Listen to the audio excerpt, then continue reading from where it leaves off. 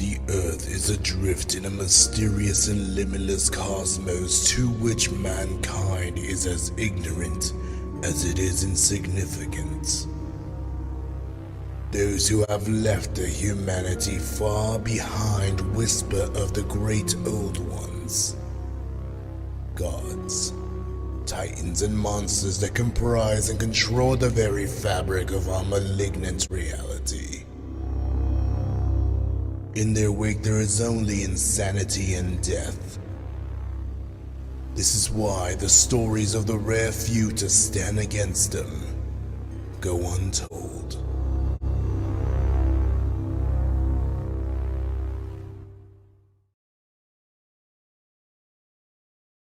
Lovecraft's Untold Stories is a game that was created by Blended Games, which is located somewhere in Petersburg, Russia, and published through Badland Games. I tried researching Iqra Entertainment, and to this day I have no clue who they are, but seeing as though they are mentioned when this game boots up, obviously must mean they had a hand in giving us this game. Like many other indie titles, the difference between its initial premiere and contrast with the end product that we have exhibits some obvious changes. For example, the character's icon went from looking somewhat pleasant and bright to looking like you just experienced the year 2020. Originally, how much ammo and money you have was shown by these counters that depicted the amount. Now in the final product, the counters were taken away and the player has infinite ammo, so there's no need to worry about running out. How the map looks at the top of the screen also looks different along with other noticeable cosmetic changes, but overall the main gameplay mechanic still looks the same though. This game was released on June 28, 2018 with other consoles and devices coming out later on.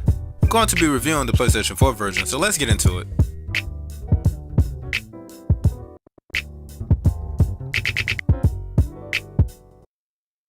Within the pixelated art style, Untold Stories looks very nice to look at. The game provides a nice creepy atmosphere and tone, from its grotesque monsters and various types of enemies you run into, and even the different environments you move through have a nice level of detail to them. Examples can be found within the raindrops falling to the ground, the bullets dropping whenever you get your hand on that Tommy gun, and even certain enemies that burst and move around in this fast and unsettling motion. This game's interpretation of the iconic cosmic gods is something to behold as well. The graphic and disturbing ways you see your main character die in some instances is very interesting to say the least. The enemies that you will encounter was done very well also. Everything from your cold worshippers with guns and axes to your disturbing looking monsters that look like something that could very well come from Lovecraft's works. The various environments and stages implements what you would imagine from a horror game. Evil hospitals, graveyards, and other levels infused with ancient looking symbols and things that can seemingly go back to occult practices. But the most disturbing thing in this game, however, is actually the player's imagination and ability to picture what has been told to you through this game's various moments of exposition via either letters or descriptions of items. Now, within playing this game, there were a few hiccups every now and then. When there are too many enemies coming at you on the screen, the frame rate could chug just a bit, but it's not a deal breaker. It doesn't happen that often, but it's noticeable when it does.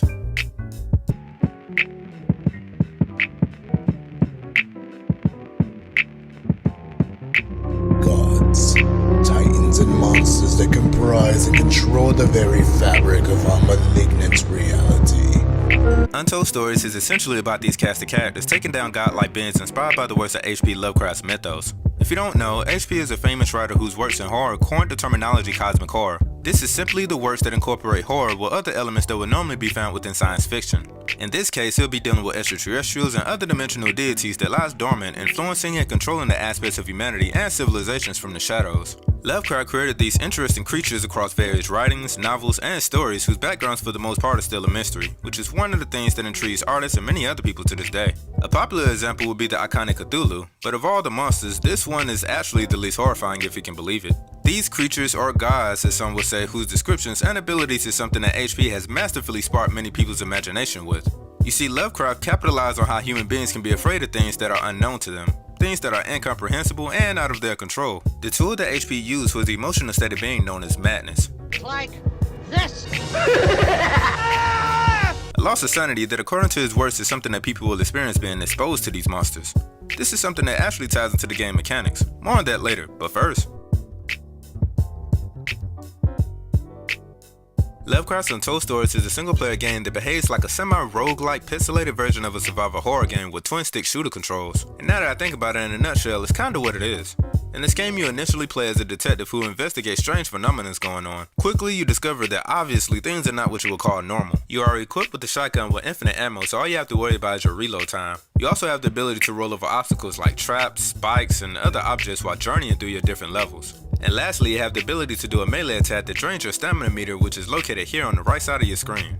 As you move about, you come across items that are needed to preserve your life, which is indicated by this bar here. Items such as bandages for when your enemy attacks you and leaves you bleeding, antidotes for when you are poisoned, arms for when you die and need a second chance, medkits to heal yourself, and many more items. You can quickly access these items by assigning them to quick triggers, which is indicated at the bottom of the screen, or go to your inventory to utilize them. You come across items by inspecting and interacting with everything in a room. It's best that you leave no rock unturned, so to speak, and sweep every room you come across so you can gain and store more helpful items. I mean, come on, this is survival horror 1-on-1, and just like in other survival horror games, you actually have to pay attention to item management. Unfortunately, the player doesn't have a whole lot of space to hold on to items, so it's up to the individual to determine what to hold on to and what to drop. But please be very careful, because even though some of these items may not seem much now, in conjunction with some of the things you may come across as far as people and side quests, I'll get to that in a moment, these items can have surprise uses. The more you explore the map, every so often the player will come across a merchant that looks like an Ash G's avatar, or creepy people in robes that summon doors. Both will sell you things in exchange for either money or an amount of info that you get from finding items. You also come across huge containers that which you can store your items from when you return to what I like to call the hub area. More on that in a little bit. So far, the player has to keep track of their character's stamina, health, and the last thing you gotta worry about is your character's sanity. Due to all of the questionable things your characters come in contact with, his grip on reality and self-health begins to bend and decrease a bit. There is only so much a person can see and be exposed to before it traumatizes them or have a negative effect on them. Whenever the player is losing their sanity, this purple goo will show up on your character's picture, and it can be seen all over your body if you open up the item menu. The more you lose your sanity, the more this goo will spread across your body. At first it'll start small, but over time it begin to spread and grow to the point where you'll see the screen kind of shake a little bit and you'll begin to hear your character's heartbeat. When this happens, you're on the verge of death, my friend. To get rid of it will require interacting with something uplifting, chocolate bars, or an item that can take it away from you. When you explore, you come across these objects that leads to the player choosing which option of how to respond to what the character is observing. Depending on your choice, interacting with these objects can either push you close to losing your mind, or it can provide a slim relief for whatever there is for you. Honestly, some of these objects just looks and sounds like you're just asking for your character to lose it. If it looks kinda creepy and you get the feeling that it's not gonna be helpful, go with your gut feeling and leave it alone. If you lose your sanity, you will commit suicide. Now, when each stage you find yourself in has somewhat of a main objective to complete, which is typically to kill the boss of that level and proceed to the next. But again, being patient enough to read and observe everything within the level is rewarded. Some of the rewards include discovering and unlocking other characters, which have their own playstyles, stories, levels, strengths, and weaknesses, or objects that may be very important to the overall plots of the game. A good example of the objects needed to maintain your sanity when inevitably squaring off against the old ones, which are the big baddies of the game. Knowledge is power, and the more you know of your enemy, the more you won't go off the deep end when you finally confront them. Most levels are just you, the monsters, and well, the merchants, but if you run into anybody else, more than likely you just found your introduction into your side quest. And as I said before, the other things to take note are the items in your inventory and some that you may come across. Case in point, when I wanted to gain entry into this laboratory, I first had to find and empty out this syringe, fill it with some other substance located somewhere else on the map, just to inject it into this corpse and bring it back to life so I can get a key. Another time I had to equip this mask looking thing that I usually would just come across and pay no mind to it. After equipping it, I was able to bypass this woman blocking the entrance, and those are just two examples. And again, the devil is within the details, so read and pay attention to the items and people. This game does not necessarily do a good job of spelling things out, nor making things convenient and finding out where to go, or what you have to do to unlock these hidden plots. This will require some critical thought, so without the hand holding, it now falls upon the player to be responsible for just how much can be solved, revealed, or obtained. Happy exploring!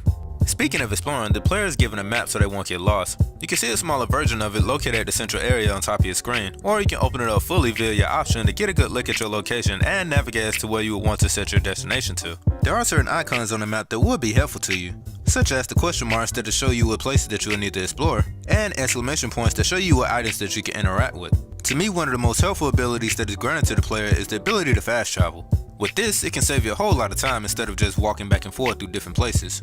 I have another helpful tip for you. There is an item in this game that when you use it, it will reveal the map in its full entirety. Using this item will even reveal the hidden areas by having them colored in a pinkish light purple on your map.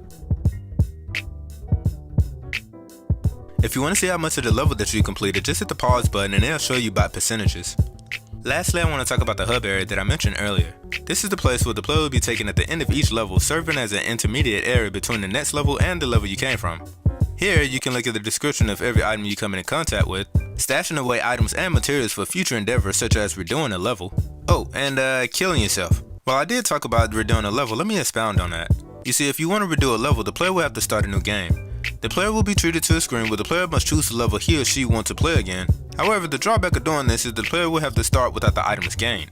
It will literally be just a new game without your materials until you come across the hub area again. Here, all the materials that I hoped you stored in this box during your previous game will still be stored and accessed. So pretty much this container serves as a somewhat safe deposit box for your items, but more importantly a time capsule of sorts. That is why it is safe to stash away the items you don't want to lose before redoing the level or starting over with a different character you play as. You do not want to lose some of the items that you work hard to get, which is why it can be really infuriating at times when you down a level. You see, when you fail, you don't just go back to when you first entered in the room that you died in. Nope, that would be too forgiving. The player actually goes back to the beginning of the level without retaining any of the items or money gained during your previous run. Your progress gets a hard reset. You have to do it all over again. Sometimes the longer you play, the player will be caught in a predicament where they will enter a room with a miniature army of monsters and other things jumping you at the same time. So keep those useful items on your quick triggers, because when you go into a menu while still being under attack, this leaves you vulnerable. You will die in less than 3 seconds, so stay on your toes.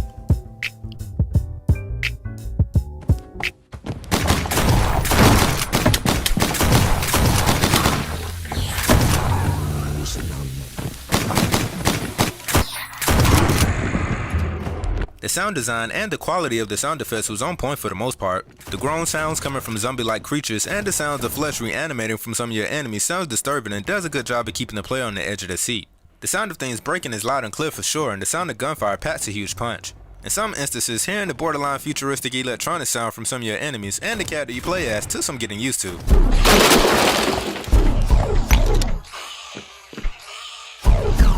During my playthrough of Untold Stories, I played with my headphones on, so every footstep, sound of thunder, raindrops, birds, and even the people popping was an experience I experienced in full detail.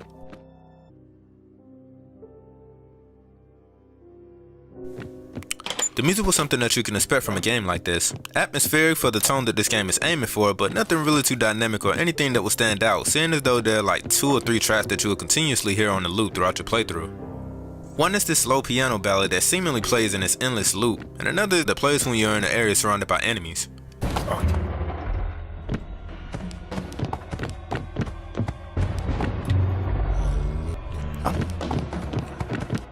The music does the job for what Untold Stories is aiming for, which is a creepy, unsettling, and anxiety-inducing experience, which is all the purpose and reason for people to play certain games like this. The music was composed by Red Owl and Jay Kavinsky and can be purchased via Steam. Links to the OST will be provided in the description below as always.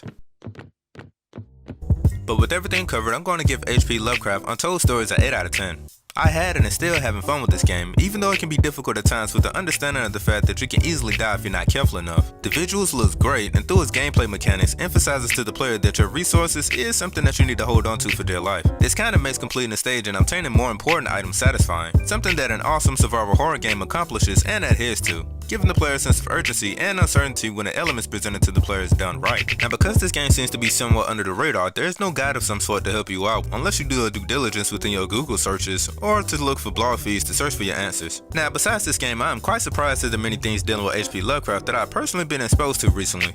For example, there is an indie film with Nicolas Cage in it called Color Out of Space, which is created by the same people who did the film Mandy. It also has Nicolas Cage in it going berserk. This film is based off of H.P. Lovecraft's novel that bears the same name. After seeing this movie and then seeing this game iteration of the tale kinda brought a smile to my face. Seeing other similar representation of H.P. Lovecraft's works and even himself being brought to life in this game makes playing Untold Stories a huge callback, let alone a huge Easter egg to people who are familiar with his works. And since we are on the topic of H.P. Lovecraft, I would recommend checking out Lovecraft's Country, an HBO Max series that of course is based off of the 2016 Matthew Ruff novel that has the same name. So far, this series has been awesome. It's the perfect blend of H.P. Lovecraft horror with the terrors of a racist United States. But anyway, Untold Stories is now available for PlayStation 4, Nintendo Switch, Xbox One, and Steam for $15, and is also available for Google Play and Apple iOS for $10. I would give this game a shot if you're into survival horror. Be safe out there. Peace, y'all.